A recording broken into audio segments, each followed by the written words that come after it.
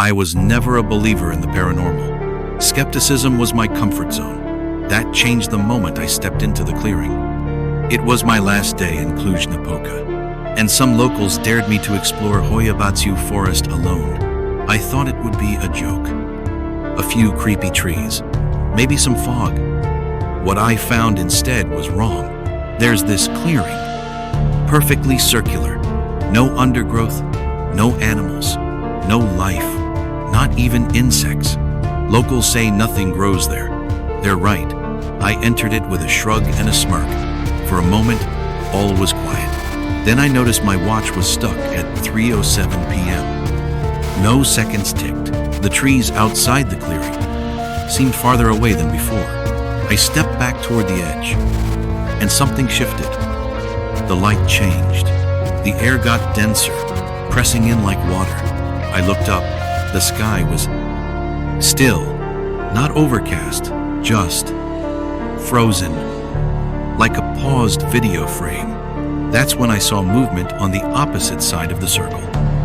It looked like me, same clothes, same backpack, but the other me was pale, trembling, mouth slightly open, and the eyes empty. Not blank, but void-like. They locked onto mine. Then it started walking toward me. Slow, jerky, unnatural. I ran, but no matter how far I ran, I kept finding myself back in that damn circle. Over and over, the forest rearranged itself. The trees bent unnaturally, like they were breathing, watching. I collapsed in the middle of the clearing, heart racing, sobbing. Then, everything went black. When I woke up, it was dark. My phone read 3:07 p.m. I sprinted out, not stopping until I hit pavement. Locals said I'd been gone for 2 days. I was dehydrated, sunburned. But the worst part? That night, I opened my phone's gallery. It had over 50 photos I never took. Every single one showed me sleeping. We were a group of 5, hiking the forest at dusk. I should have known something was wrong when even the birds refused to sing. The deeper we went, the quieter it got, like the trees were muffling sound on purpose. That's when the whispers started. At first, we thought it was the wind, but there was no breeze. The air was thick and stale. The voices were low and layered, too many to count, speaking in overlapping tones. Some laughing, others crying. I turned around and saw that everyone else had vanished. 1 second, they were behind me. The next, nothing. I called their names until my throat went raw. Then, I heard a response. A voice behind a tree, whispering my name, exactly how my mother used to say it when I was a child. Only, she died 5 years ago. I followed the voice. I don't know why. I just had to. The forest got darker. Though the sky was still dusk-lit, the trees grew twisted, their roots above ground, tangled like veins. I tripped, fell face first into the dirt, and that's when I saw it. The roots were moving, writhing, pulling themselves toward me. They coiled around my ankles like snakes, yanking me backward. I screamed, fought, dug my fingers into the soil. Something laughed, deep and guttural, inches from my ear. Then I heard a crack, and everything went black. I woke up at the forest's edge at sunrise. My friends were there, panicking.